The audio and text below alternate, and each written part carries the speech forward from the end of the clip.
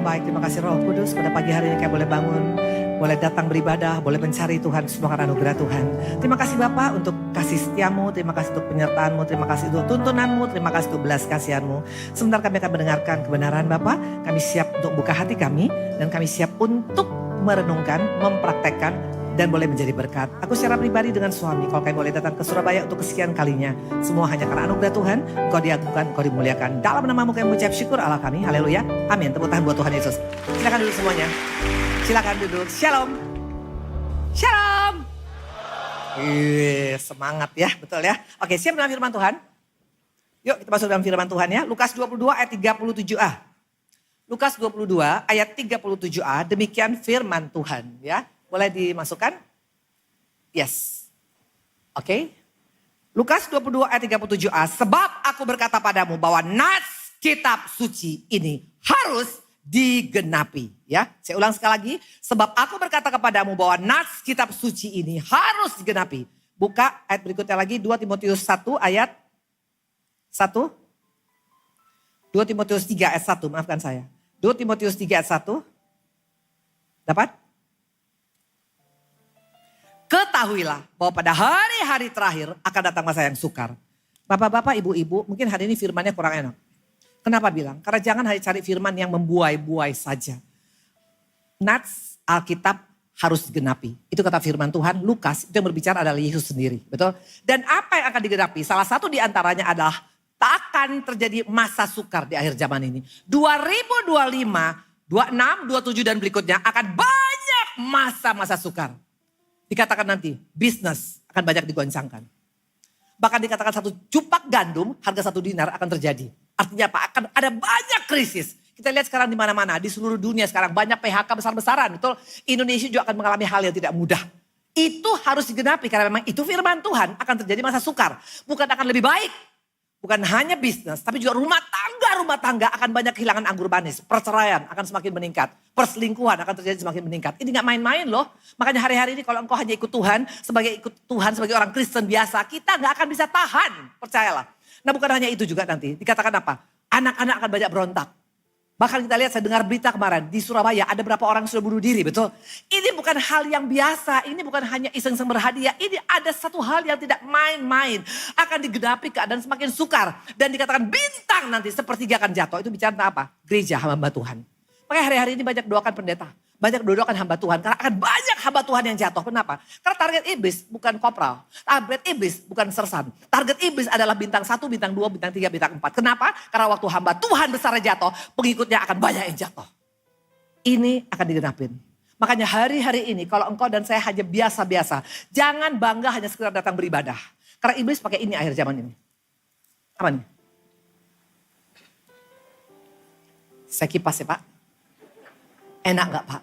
Enak, bahkan ketiduran betul. Iblis kipas kita, yang penting kan lu masih ibadah. Yang penting kan lu masih cari firman. Yang penting kan lu masih baca Alkitab. Betul itu, tapi kalau hanya sekedar itu, engkau dan saya tidak akan tahan menghadapi masa sukar. Karena masanya bukan hanya sukar, sangat amat sukar. Ekonomi, bisnis, rumah tangga, gereja, anak-anak Tuhan semua akan digoncangkan. Kenapa Bu Indri? Karena iblis tahu waktunya sudah singkat. Ini sudah dekat akhir zaman. Lihat peperangan di mana-mana sekarang. Bukan kebetulan loh sekarang peperangan Israel dengan sekarang yang terjadi. Bukan secara kebetulan, ini semua sudah tanda-tanda tapi tinggal tergantung kita. Nah pertanyaan, apakah memang Tuhan biarkan? No, Tuhan punya rencana tidak pernah jahat. Tuhan punya rencana selalu mendatangkan kebaikan. Hanya iblis gak mau. Mana buktinya? Kita akan mundur ke belakang sedikit tentang sejarah ya. Supaya kita bisa lihat ya. Kita buka Lukas. Kita buka Lukas supaya di tempat ini kalau engkau dan saya hanya Kristen biasa-biasa tidak akan bisa bertahan, percayalah ya. Lukas 2 ayat 10 sampai dengan 11. Lalu kata malaikat itu pada mereka, jangan takut sebab sesungguhnya aku beritakan padamu kesukaan besar untuk seluruh bangsa. Hari ini telah lahir bagimu juru selamat yaitu Kristus Tuhan di kota Daud. Ayat 13 dan 14 dan tiba-tiba tampaklah bersama-sama dengan malaikat jumlah besar bala tentara sorga yang memuji Allah, katanya kemuliaan bagi Allah tempat yang maha tinggi, damai sejahtera di bumi di antara manusia yang berkenan kepadanya. Ini rencana Tuhan. Rencana Tuhan bukan hanya sekedar Yesus lahir itu di bawah pohon terang, ada kado, ada liburan, ada holiday. Bukan, itu bicara tentang damai sejahtera, tentang berita kesukaan bagi seluruh dunia. Rencana Tuhan dunia ini aman. Rencana Tuhan dunia ini damai. Rencana Tuhan keluarga-keluarga tenang. Rencana Tuhan bisnis-bisnis oke. Rencana Tuhan tidak ada masalah dalam dunia ini. Pertanyaan, apakah iblis mau? Perhatikan baik-baik. Iblis itu bukan iblis namanya kalau dia tidak pernah mengganggu kehidupan anak-anak Tuhan. Dia tahu kalau ada damai sejahtera dalam rumah tangga, itu aman rumah tangga. Ada anggur manis. Dia tahu kalau gereja ada damai sejahtera, itu gerejanya berkembang. Dia tahu kalau negara ada damai sejahtera, itu gak ada peperangan. Gak laku tuh alat-alat senjata berat, betul? Iblis tahu. Maka caranya bagaimana? Nah, iblis ini gak pernah menyerah. Maka di tempat ini engkau dan saya yang sudah suka menyerah, capek, berkata gak sanggup, Bu Indri menyerah. Kita kalah dengan dia. Mana buktinya? Iblis gak menyerah. Mari kita lihat ya, apa yang dilakukan sama dia. Untuk supaya damai sejahtera gak kita alami dalam hidup kita. Yuk kita buka Matius 2 ayat 16 sampai dengan 18. Ketika Herodes tahu bahwa ia telah diperdayakan oleh orang-orang Majus, ia sangat marah. Lalu ia menyuruh membunuh semua anak-anak di Bethlehem dan sekitarnya. Yaitu anak-anak yang berumur 2 tahun ke bawah. Sesuai dengan waktu yang dapat diketahui dari orang-orang Majus. Dengan demikian genaplah firman yang disampaikan oleh Nabi Yeremia. Terdengarlah suara di Rama, tangis dan ratap yang amat sedih. Rahel menangisi anak-anaknya dan ia tidak mau dihibur. Sebab mereka tidak ada lagi. Ini yang dilakukan oleh iblis. Iblis tahu Tuhan mau buat damai sejahtera buat kita. Kelahiran Yesus itu bicara tentang damai sejahtera. Tentang sukacita. Karena ada keselamatan yang akan kita alamin. Iblis gak mau anak-anak Tuhan mengalami damai sejahtera. Dia pengen kok bisa keluarga tuh ribut, berantem, cerai, betul. Dia pengen kok bisa gereja juga ribut. Dia juga pengen negara tuh kok bisa ribut, perang terus, betul. Makanya apa caranya? Dia intercept rencana Tuhan dengan dia kirim. Siapa? Raja Herodes. Ini bicara tentang apa? Ini Raja Herodes ini raja orang Yahudi loh. Ini orang yang tahu kebenaran. Hati-hati di tempat ini. Kalau engkau dan saya buka celah sedikit saja, kita kesannya ada di gereja. Kita kesannya ada pelayanan, tapi ternyata kita adalah antek-antek si jahat. Dan ini siapa? Ini Raja Herodes. Dia bunuh semuanya orang-orang anak-anak kecil yang umur 2 tahun ke bawah. Kenapa dia bunuh? Supaya Yesus tuh gak pernah ada di dunia ini. Karena dia tahu umur Yesus hari itu, kalau misalnya dibunuh semua 2 tahun, itu Yesus kurang lebih 2 tahun umurnya. Nah dia berusaha untuk menghancurkan, membatalkan rencana Tuhan. Pertanyaan, apakah rencana Tuhan gagal? Tahu kenapa gak gagal? Karena Tuhan bisa pakai, walaupun iblis pakai pengusaha besar, pejabat negara. Tapi Tuhan hanya pakai keluarga tukang kayu, Maria dan Yusuf. Ini yang luar biasa. Makanya perhatikan baik-baik, selama engkau ada dalam Tuhan. Selama kita tidak jauh-jauh dari Tuhan. Walaupun rencana si jahat mereka-reka yang tidak baik. Tuhan mengubahkan menjadi kebaikan. Percayalah itu. Betul? Maka jangan takut dengan masa sukar. Memang ada masa sukar. Tapi engkau dan saya akan mengalami peluputan Tuhan. Nah dikatakan tadi. Siapa yang dipakai? Keluarga tukang kayu. Makanya hari-hari ini yang pernah kau bilang Bu Indri. Saya sudah kartu merah. Gak mungkin saya bisa dipakai oleh Tuhan. Karena saya hidup saya gak mungkin. Ekonomi saya pas-pasan. Pernah bangkrut. Hancur, rumah tangga, saya pernah masuk penjara. Apapun keberadaanmu Tuhan bisa pakai kita, halo. Maka jangan pernah katakan aku tidak mungkin bisa dipakai oleh Tuhan. Semua mau dipakai oleh Tuhan untuk menggenapi semua rencana baik Tuhan dalam hidup kita. Nah, itu yang pertama. Yang kedua, kebangkitan Yesus. Bu Indri ini bukan Paskah, maafkan saya. Firman Tuhan gak ada Paskah, Natal, Lebaran, atau misalnya sekarang kematian, atau misalnya perkawinan, enggak. Firman Tuhan berlaku untuk semua musim kehidupan. Pegang itu baik-baik. Supaya engkau jangan pilih-pilih firman. Kalau untuk orang mati yang ini. Enggak. Semua itu untuk kita. Semua untuk musim kehidupanmu. Tinggal tergantung bagaimana engkau buka hati, betul? Nah, waktu kebangkitan Yesus. Itu bicara tentang apa? Bukan hanya bangkit, tapi bicara tentang apa? Kemenangan. Anak Tuhan itu pasti menang. Maka jangan pernah bilang saya kalah Bu Indri. Saya gak mungkin, saya beda. Gak ada. Setiap anak-anak Tuhan pasti menang. Rencana Tuhan untuk kita bisa mengalami kemenangan. Makanya Yesus bangkit. Pertanyaan, apakah iblis diam? Oh no, dia gak akan diam. Dia gak mau sekarang ibu-ibu dari GSCS atau bapak-bapak GSCS atau pengusaha GSCS itu untuk menang. Gak mau, dia pengen kita hancur. Apa yang dia lakukan sama dia? Dia belajar dari kesalahan. Perhatikan baik-baik. Iblis itu selalu belajar dari kesalahan. Tapi orang Kristen gak belajar dari kesalahan, betul? Dia tahu kalau dia pakai pejabat, kayaknya gak mempan. Betul? Buktinya Tuhan bisa pakai anak tukang, apa itu namanya, tunangan tukang kayu. Dia pakai apa? Dia pakai hamba Tuhan. Masa Bu Indri hamba Tuhan jadi pion iblis? Yes, mana ayatnya? Kita buka yuk, Matius. Matius 28 ayat 11 sampai dengan 13. Ketika mereka di tengah jalan, datanglah beberapa orang dari penjaga ke kota dan memberitahukan segala yang terjadi kepada imam-imam kepala. Dan sudah berunding dengan tua-tua, mereka mengambil keputusan. Lalu memberikan sejumlah besar uang kepada serdadu-serdadu. Dan berkata, kamu harus mengatakan bahwa murid-muridnya datang malam-malam dan mencurinya ketika kamu sedang tidur. Ayat 15, mereka menerima uang dan berbuat seperti yang dipesankan kepada mereka. Dan cerita itu tersiar di antara orang Yahudi. Sampai sekarang, hoax terbesar di dunia adalah cerita ini. Yesus dikatakan dicuri oleh murid-murid. Maka kalau engkau ke Israel, kalau engkau tanya sama orang Israel, kenal gak Yesus? Mereka gak kenal. Tahu kenapa? Gara-gara hoax ini. Siapa yang dipakai? Imam-imam kepala. Orang yang ada di GSJS. Tapi bukan GSJS Surabaya. GSJS-nya di Alaska, betul? Jangan buka celah.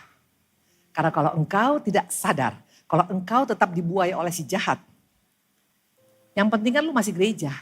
Orang tahu lu hari Minggu gereja. Gereja itu baik. Ibadah itu baik. Baca firman itu baik. Tapi kalau engkau tidak tangkap pesan Tuhan hari ini, kita bisa menjadi pion-pion si jahat. Lihat imam-imam kepala yang menyogok lu. Yang menyogok bukan orang dunia, orang gereja. Pertanyaan, apakah gagal berita kebangkitan Tuhan Yesus? No. Lagi-lagi iblis mau menghancurkan, Tuhan lebih hebat di atas segala-galanya. Apa yang terjadi? Siapa yang Tuhan pakai? Karena tadi iblis belajar, kalau gue pakai pengusaha, kalau gue pakai pejabat, gagal. Pakai apa dia? Pakai imam. Apakah dia berhasil? No. Siapa yang dipakai oleh Tuhan? Buka Markus 16 ayat 9 sampai dengan 10.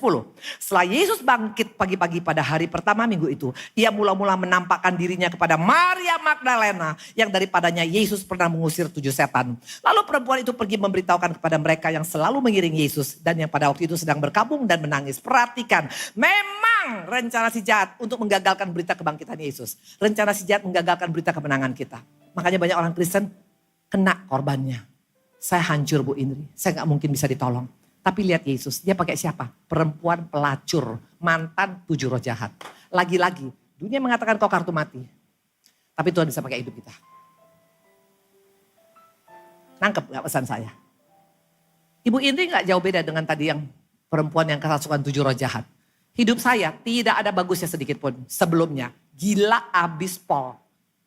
Kurang apa dosa saya? Semua dosa saya lakukan.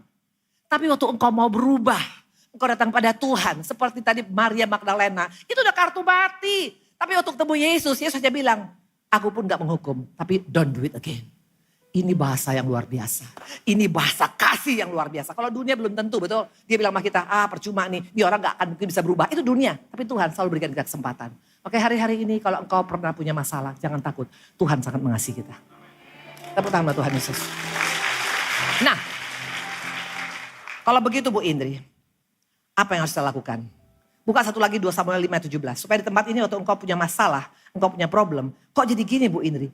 Dulu saya gak ikut Tuhan gak ada masalah. Sekarang kok ikut Tuhan makin ada masalah. Mari kita lihat. Ketika didengar orang Filistin bahwa Daud telah diurapi menjadi raja atas Israel. Maka majulah semua orang Filistin untuk menangkap Daud. Tapi Daud mendengar hal itu lalu ia pergi ke kubu pertahanan. Perhatikan baik-baik. Waktu Daud belum jadi raja. Ada Filistin gak? Waktu engkau Kristen biasa-biasa, jemaat biasa-biasa, pengusaha biasa-biasa, gak sungguh-sungguh ikut Tuhan, gak diganggu tuh masih jahat. Karena dia tahu ini geng gua. Tapi waktu engkau dan saya mau dipakai oleh Tuhan, akan ada Filistin dalam hidup kita. Tapi perhatikan, Filistin pun ada, sebesar apapun Goliat, kita pasti menang. Karena berita kebangkitan Tuhan itu berita kemenangan, betul? Kan dikatakan, Daud diganggu, siapa lagi Yusuf? Sebelum Yusuf kasih tahu mimpinya kepada abang-abangnya, dia gak dimasukkan ke sumur loh, betul? Tapi sudah dia mimpi, dia ceritakan, baru dimasukkan ke sumur tua dan dijual sebagai budak. Iblis selalu berusaha menggagalkan rencana Tuhan bagi kita. Saya perhatikan kalau engkau tangkap hari ini, rencana jahat si iblis tetap kalah dengan kebaikan Tuhan. Maka jangan pernah menyerah, betul? Nah, dikatakan di sini. Kalau begitu Bu Indri, apa yang harus kita lakukan? Kalau memang sekedar ibadah aja gak cukup, kalau sekedar baca firman aja gak cukup, apa yang harus kita lakukan Bu Indri? Kita buka Efesus 6 ayat 11. Kenakanlah seluruh perlengkapan senjata Allah supaya kamu dapat bertahan melawan tipu muslihat iblis. Ibu-ibu, bapak-bapak, perhatikan baik-baik anak muda. Engkau harus tahu siapa musuhmu. Kalau kita gak tahu siapa musuh kita, makanya kita gampang ketipeng. Tahu tipeng? Tipu. Iblis tuh gak kelihatan, gak kayak kita gini nih, ada wujudnya. Tapi dia ada di sini. Makanya dia tukang tipeng, sancipa. Makanya kalau engkau tidak tahu bagaimana strategi menghancurkan dia, kita bisa ketipeng semuanya. Karena dia gak kelihatan, gak pakai tanduk merah. No, dia gak kelihatan. Tapi dalam rumah tangga yang selalu ribut aja, itu ada iblisnya. Ada sini yang selalu ribut, berantem, dikit-dikit emosi, buam, meledak. Gak mungkin, karena dari Tuhan damai sejahtera. Keluarga Kristen yang gak ada damai sejahtera, itu ada iblisnya. Coba saya lihat, karena kacamata saya bisa ngeliat yang ada iblisnya. Bercanda, betul. Dikatakan tadi kenakan perlengkapan senjata Allah. Kalau orang sudah berkata kenakan perlengkapan senjata Allah, berarti ada peperangan, betul. Kita sedang menghadapi peperangan akhir zaman ini. Peperangan kita bukan melawan roh dan daging, tapi melawan penguasa-penguasa di udara. Makanya kalau engkau gak tangkap, engkau pikir engkau aman. Padahal dia ada di dekat kita. Dia pengaruhi hidup kita. Maka kenapa engkau kalah terus? Maka kenapa engkau tidak punya damai sejahtera terus? Ada yang salah dengan kita. Nah untuk bisa seperti itu, apa yang harus kita lakukan Bu Indri? Ayat 14, mari kita lihat. Dikatakan jadi berdirilah tegap, berikat pinggangkan kebenaran dan berbaju jirah keadilan. Jelas orang yang berdiri tegap, angkat senjata, itu adalah seorang prajurit. Kita adalah prajurit Allah. Engkau dan saya mungkin gak sekolah admil, engkau dan saya gak sekolah militer, badanmu kecil mungil mungkin kayak ikan pepes. Tetap kita adalah prajurit tentara Allah yang hebat. Kalau engkau jadi prajurit, baru engkau bisa bertahan melawan tipu muslihat si jahat. Makanya gak ada pilihan. Maka jangan bangga dengan berkata, ya saya jemaat yang biasa-biasa aja Bu Indri. Gak bisa, harus jadi prajurit.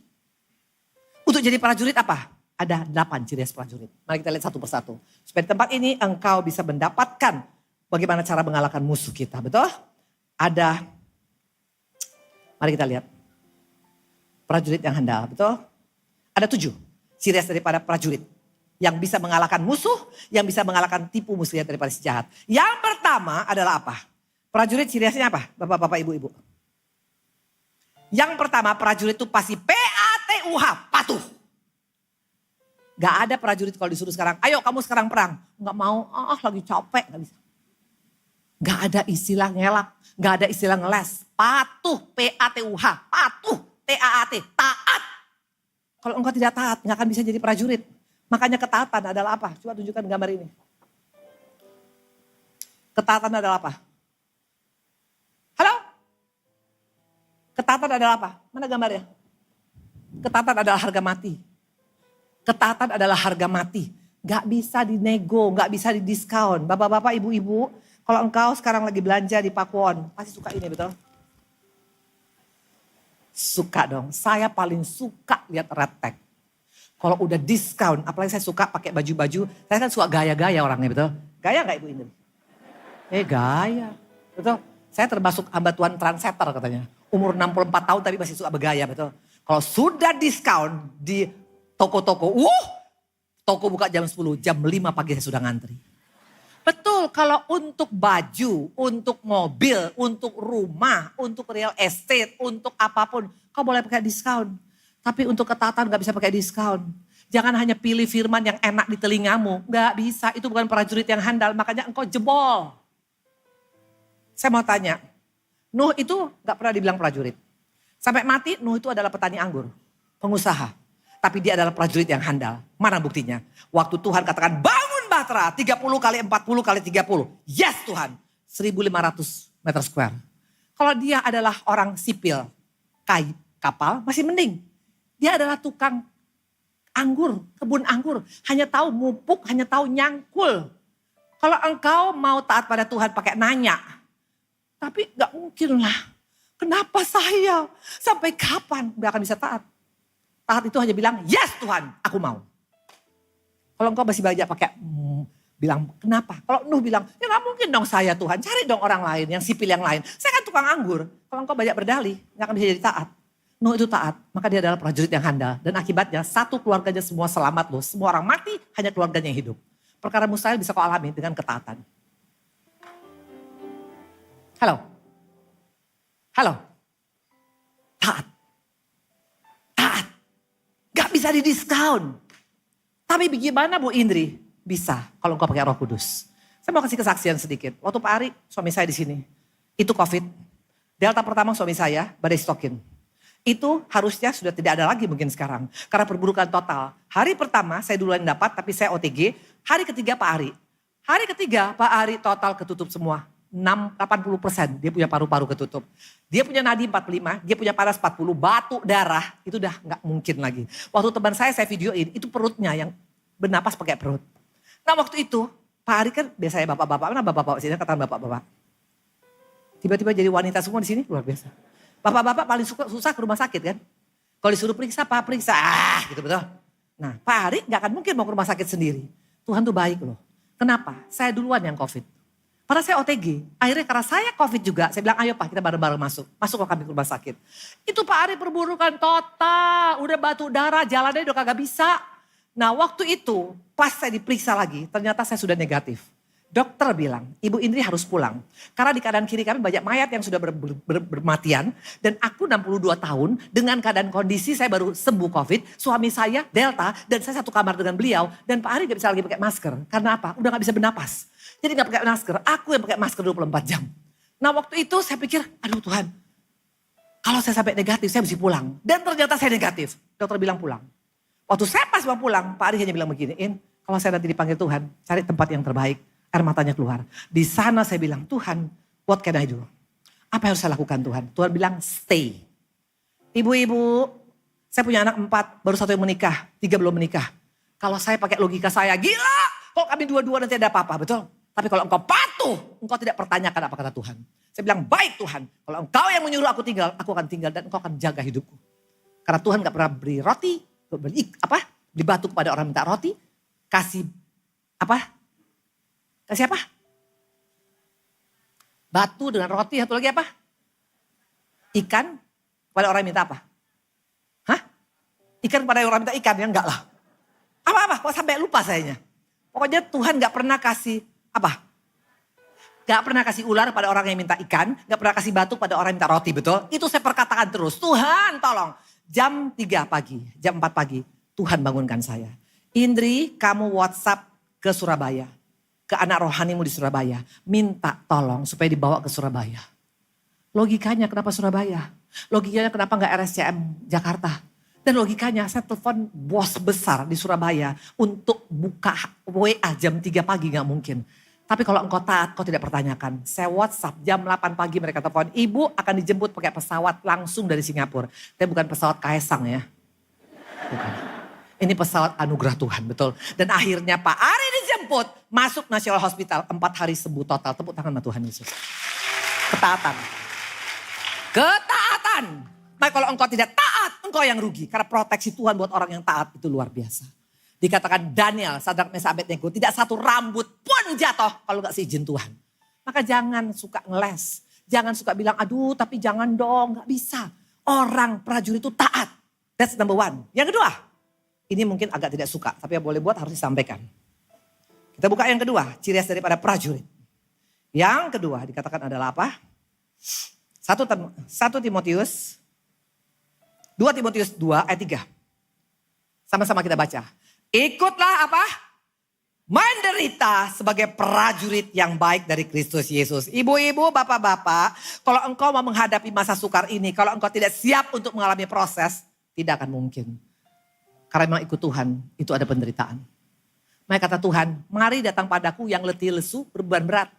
Tuhan gak bilang, mari datang padaku orang kaya yang punya pabrik. No. Tapi yang letih lesu berbeban berat, ikut Tuhan memang ada beban. Jangan pernah kau pikir Ibu Indri gak ada beban dengan Pak Ari. Wah beban kami banyak banget. Salah satu di antara tanggal 17 nanti, kalian punya tempat, itu akan dilelang. Dilelang.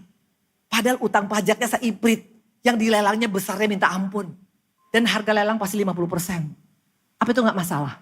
Bisa gak saya bilang sama Ibu Ira? Ibu Ira sorry, bilang sama Pak Michael Gunawan. Saya gak bisa ibadah hari ini. Karena Ike punya mau dilelang tanggal 17.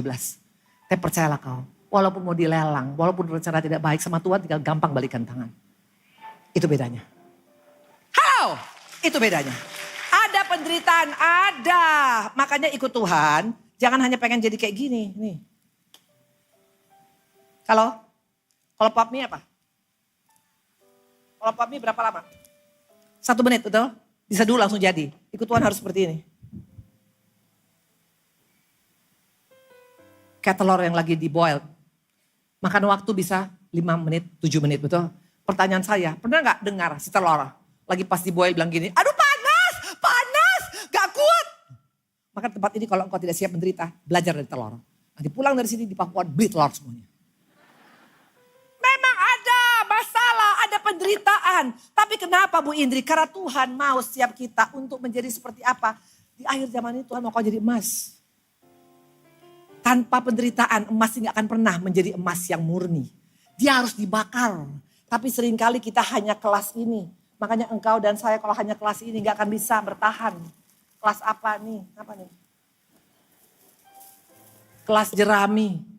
Jerami ini kalau dibakar gak usah nunggu 5 menit. Habis nih semuanya. Makanya gak heran. Baru problem dikit aja.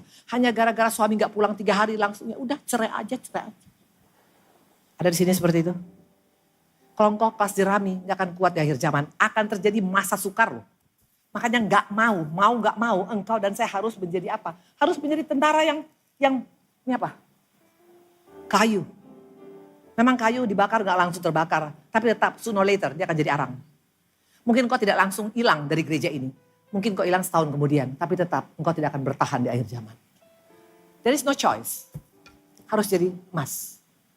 Hidup kekristenan ada penderitaan ada. Karena kita bukan hanya pop mie. Tapi engkau adalah telur yang direbus. Panas! Gak tahu kapan waktunya. Tapi yang pasti engkau akan jadi berkat dimanapun berada. Tepuk tangan Tuhan Yesus. Yang ketiga ciri khas daripada prajurit. Makanya gak bisa bilang Bu Indri saya mau ikut Tuhan tapi gak menderita. Gak bisa.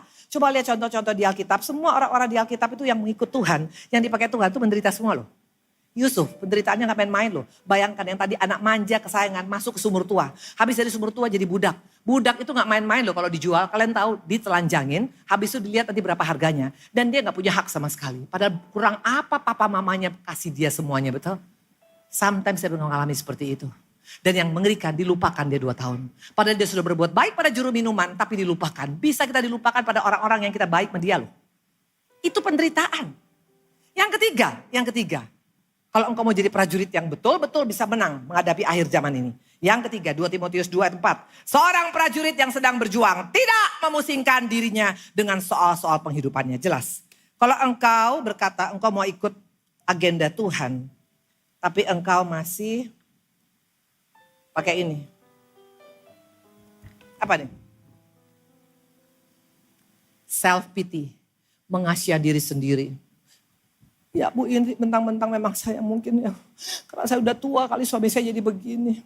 Atau mungkin bapak-bapak ya mentang-mentang saya udah bangkrut Bu Indri. Maka sekarang gereja orang-orang gereja gak manggil saya. Hello jangan mengasihi diri sendiri dong. Salah satu agenda Tuhan no self pity. Kalau engkau masih minta dikasihanin.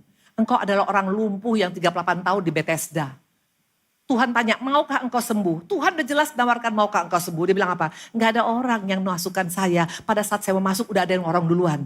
Orang-orang yang self pity, itu firman, masuk kanan, keluar kanan.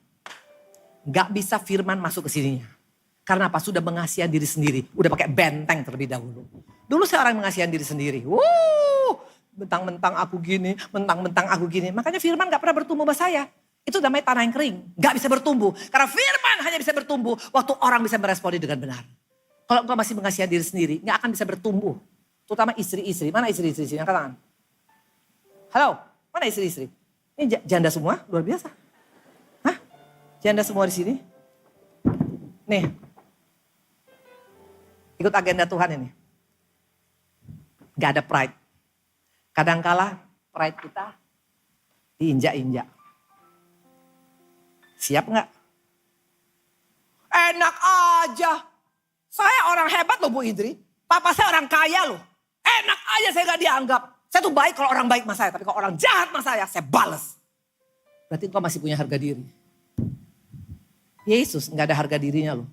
Diinjak, diludahin, ditampar, ditelanjangin. Makanya dia bisa menyelesaikan dengan baik.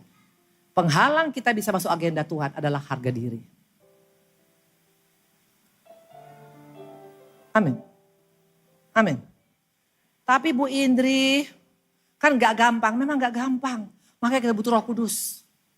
Kalau engkau pakai kekuatan sendiri gak mungkin. Gila, dia gak tahu siapa gua ya. Pasti seperti itu. Tapi kalau engkau pakai Roh Kudus, minta belas kasihan Tuhan, bisa. Berapa sih harga kita? Semua udah dibayar lunas di kayu salib. Amin. Karena salah satu masuk agenda Tuhan adalah harga diri. Salah satu masuk agenda Tuhan adalah tidak mengasihi diri sendiri. Saya mau tanya, Maria waktu masuk agenda Tuhan, di otak dia pasti pikir nanti kalau saya melahirkan anak raja dari segala raja, betul? Kata malaikat Gabriel. Di otak dia melahirkan pasti di rumah sakit Siloam. Rumah sakit yang paling mahal di sini apa? Saya nggak tahu. Di sini nggak pernah masuk rumah sakit semuanya? Yang paling mahal di mana? Yang paling mahal di mana? Hah? Nahos. Oh ya, saya dari Nahos kemarin. Oke. Jangan bilang sama Ibu Julia ya, betul oke. Ya. Mahal, memang betul mahal di sana. Minimal dia lahir di Nahos, betul. Minimal baby boxnya pasti dari berlian, betul. Karena terus terang, berlian, permata itu di surga diinjak-injak loh. Kita nginjak-injak emas loh di surga. Minimal dia punya bidan siapa? Malaikat Gabriel, malaikat Mikael, betul.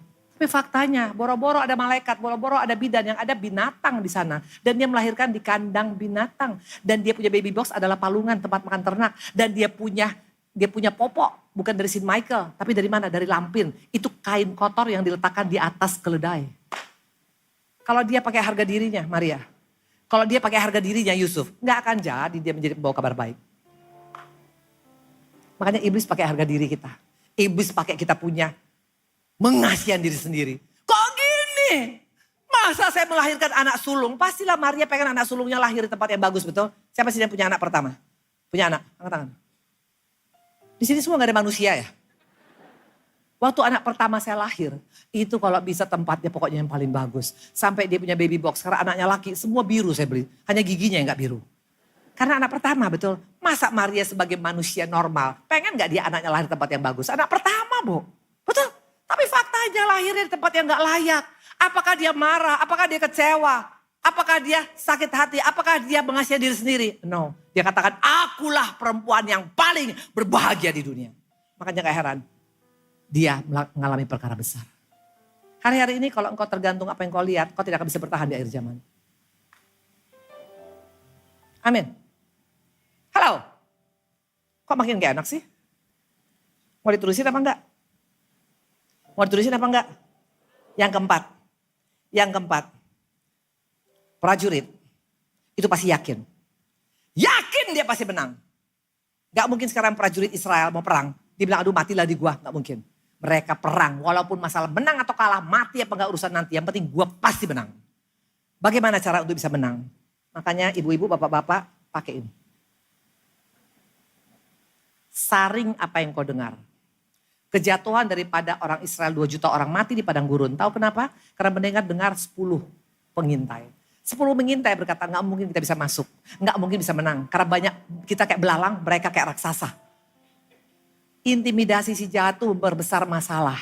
Makanya kalau engkau sekarang mau jadi prajurit handal, pakai saringan. Saring omongan orang itu sesuai firman apa enggak. Kalau tidak sesuai firman, jangan kau aminkan. Waktu dulu saya dibilang, anak-anak kami sama Pak Ari, Pak Ali hanya cuma main-main gitar di bawah pohon jembatan. Di bawah jembatan Bandung. Karena terus terang, Pak Ari bermasalah, saya bermasalah, kami gak punya uang. Tapi saya pegang janji Tuhan. Kata Tuhan apa? Anak orang benar tidak akan minta-minta. Dan betul-betul, empat anak kami semua boleh diberkati Tuhan. Hari-hari ini dengar omongan Tuhan. Waktu dokter mengatakan engkau tidak mungkin sembuh. Katakan bilur-bilur Tuhan memberikan kesembuhan. Maka saring. Makanya banyak merenungkan firman bapak-bapak ibu-ibu ini akhir zaman. Kalau engkau tanpa firman tumbang. Harus banyak bergaul dengan dia. Supaya engkau bisa bangkit. Itu yang keempat. Dikatakan tadi percaya, betul? Yang kelima. Prajurit adalah apa yang kelima? Prajurit itu pasti disiplin, betul? Gak pernah kita lihat prajurit misalnya jam 12 siang baru bangun ngopi-ngopi di Starbucks. Betul? Apalagi kalau lagi perang. Kadang-kadang pakai baju perang loh mereka. Kapan tiba-tiba ada sirene bunyi, mereka langsung keluar dengan senjata lengkap. Disiplin. Bagaimana kita dengan disiplin Tuhan? Nih. Ini lampu emergency dipakai kalau lagi pas PLN mati, betul?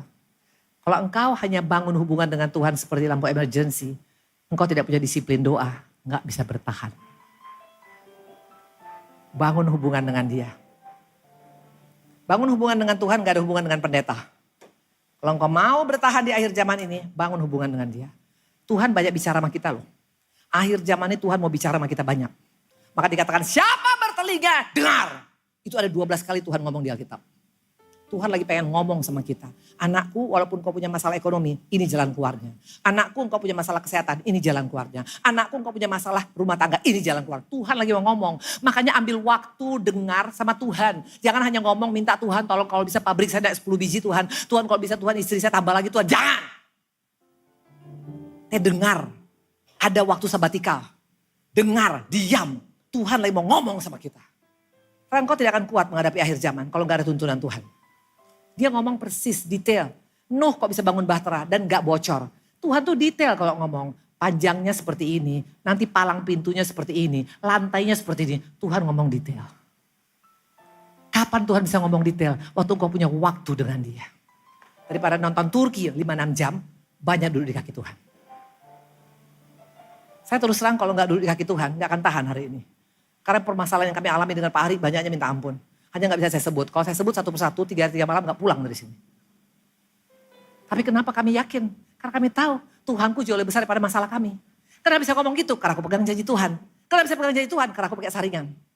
Maka nanti pulang dari sini, dari Pakuan, beli saringan semua, oke? Supaya engkau yakin, jangan semua dimasukkan ke telinga. Gak penting kalau yang membuat engkau jatuh imannya bukan dari Tuhan datangnya. Dari Tuhan selalu membangun. Dari Tuhan selalu menguatkan. Dari Tuhan selalu memberikan jalan keluar. Itu dari Tuhan. Amin. Waktu ada temanmu yang bilang, yes, tepuk tanganlah Tuhan Yesus. Yes. Dan yang terakhir. Ciri khas dari para prajurit itu pasti penguasaan diri kuat. Bukti orang penguasaan diri kuat apa? Sabar. Sabar menunggu waktunya Tuhan. Waktu Tuhan bukan waktu kita. Saya nunggu Pak Ari 13 tahun, 17 tahun. Dan sekarang kami boleh bersama-sama pelayanan. Dari dulu setiap saya pelayanan selalu saya bilang, padahal itu gak pernah terjadi setahun, 2 tahun, 3 tahun, 4 tahun, 5 tahun. Setiap saya berdiri di mimbar, saya bilang one day saya dengan suami akan melayani bersama-sama. Setiap hari pelayanan saya bilang, sampai orang bilang si Ibu Indri ini gak malu ya, tiap hari omongannya sama. Karena iman saya berkata seperti itu. Sabar itu adalah bukti penguasaan diri yang kuat. Penguasaan diri yang kuat adalah bukti seorang prajurit yang handal. Karena prajurit kalau gak ada penguasaan diri, dia tembak semuanya, rame ceritanya. Kan dia tunggu komandan. Komandan bilang serang, baru dia serang. Komandan bilang diam, dia pasti diam. Penguasaan diri penting. Dan yang ketujuh, murid, prajurit, gak pernah ada istilah mundur. Karena orang yang mundur kata Tuhan, aku tidak berkenan kepadanya. Jangan mundur dari Tuhan apapun masalahmu. Kenapa orang benar jatuh gak sampai tergeletak? Ini artinya banyak. Pertama, orang benar bisa jatuh, bisa. Jangan pernah pikir hamba Tuhan gak bisa jatuh, bisa. Tapi kenapa gak sampai tergeletak? Karena ada tangan Tuhan yang menopang. Apa arti tangan Tuhan menopang? Karena dia gak jauh dari Tuhan. Kalau dia sekarang di pojok sana, Tuhan gak akan bisa ambil tangan kita. Tapi karena engkau dekat dengan Tuhan, Tuhan bisa pegang tangan kita, maka kita bisa bangkit kembali. Hari-hari ini, keadaan akan semakin sukar. Sorry to say, saya gak bisa nyampaikan yang muluk-muluk. Tapi sesukar apapun engkau pasti menang. Sesukar apapun engkau akan punya damai sejahtera. Makanya hari ini, jadilah prajurit yang handal. Tepuk tangan Tuhan Yesus. Saya ada bawa kaos, saya undang pemusik. Hamba Tuhan yang suka bagi-bagi kaos. Kaos ini sudah hampir 2.000 kami cetak. Dan yang luar biasa, setiap saya kasih kaos ini tepat pada orangnya loh. Pada saat pernah waktu saya kasih ada yang LGBT. Dia berubah loh. Ada yang waktu itu pas mau bunuh diri. Dia bilang aku gak mau sampai bunuh diri. Terima kasih Tuhan. Tuhan bisa pakai apa saja. Nanti ini saya kasih ya. Ini saya kasih gak dijual ini, dikasih ya. Ini ukurannya L. Untuk yang berat badannya 70 kilo. 70 kilo ada? Gimana? Sini Surabaya udah mau dikasih gratis. Pakai jual mahal lagi. Yes, kamu sini. Namanya siapa Pak? Yakin 70 kilo? Berapa kilo kamu? Benar, oke. Namanya siapa? Aris. Sudah menikah? Belum. Cari jodoh? Pasti cari, betul. Riz, kamu kerja apa? Staff. Oke. Kamu percaya masa depan kamu di tangan Tuhan? Ya. Yang penting kamu coba ambil waktu, kasih waktu untuk banyak dengar apa kata Tuhan. Nanti kamu lihat, kamu dapat hikmat yang luar biasa dan Tuhan akan promosikan hidupmu. Tuhan berkatin ya. Tuhan berkatin. Ya. Wanita. Baik banget ya Bu Indri ya. Ini produk cinta loh. Tahu nggak kenapa produk cinta? Karena kata-katanya dari saya, aku anak kesayangan Bapa. Indri Pardede Arya 2024. Berarti kalau mau dapat 2025, 26 undang saya lagi ya. Oke. Dan ini yang cetak, jadi Pak Ari minta tolong temennya. Berarti pasti kualitasnya bagus. Dipakai 100 tahun gak akan luntur. Oh luar biasa betul. L 70 tahun, 70 kilo di sini. Ada 70 kilo? Wanita saya mau. Wanita 70 kilo. Kam ibu? Engkau 70? Benar? Oke. Gak apa-apa, sekali ini saya kasih kaos. Tapi nanti kurangin berat badan ya. Karena pintu surga kecil. Takutnya gak bisa masuk, betul? Oke sayang. Siapa namanya? Ibu Lisbeth. Ini pasti orang Batak. Baru apa? Oh si Taurus Pak. Oke, ini bukan KKN ya. Ada suami? Anak? Ibu kerjanya apa? Hah? Ibu rumah tangga. Ibu percaya Tuhan bisa tolong anak-anak ibu? Percaya ya? Anakmu berhasil bukan karena uang. Anakmu berhasil bukan karena pintar. Tapi karena waktu dia selalu mengandalkan Tuhan. Ya? Percaya? Tuhan berkatin saya. Ya, Tuhan berkatin. Love you. Satu lagi. Satu lagi. Ada dua ini mah. Ada dua. Langsung aja saya panggil. Ini L dan XL. L 70. XL yang di sana, yang di ujung sana. Yes, Bapak di sana. Ya, yes. Come. Satu lagi XL. XL ini 100 kilo, Pak. 80 kilo XL. 80 kilo. Mana? Yes. Yang itu. Yang di belakang. Ya. Yang itu tuh yang di belakang. Yes. Come. Ini namanya siapa? Hah? Willy. Willy the Kid. Oke. Kerjanya apa? Hah? Nganggur. Oh, marketing. Oke. Kamu anak kesayangan Bapak. Jangan ragu. Jangan, masa sih? Kalau engkau ragu, Tuhan susah promosikan kamu. Kamu harus yakin. Tuhan mau angkat. Bukan tergantung dari koneksi loh. Dari Tuhan. Ya, Tuhan berkati Bill. Ayo Tuhan berkati. Satu lagi, mana Pak? Yes. 70 kilo ya? 100 kilo? Berapa? Ini 100 kilo untuk 100 kilo. Bisa Pak? Oke. Namanya siapa? Edlin. Henry. Kerjanya apa? Karyawan. Karyawan di mana? Kontraktor ya. Pokoknya intinya kamu lakukan aja setiap perkara kecil. Asal kamu setia, pulang sering terlambat aja gak apa-apa. Ambil lembur. Nanti Tuhan akan promosikan hidupmu. Karena Tuhan suka dengan orang-orang yang gak hitung-hitungan. Tuhan berkatin. Ya. Yes, saya undang pemusik. Ayo kita berdiri. Tuhan berkatin. Tuhan berkatin ya. Ayo jadilah prajurit yang handal. Boleh pilih lagu?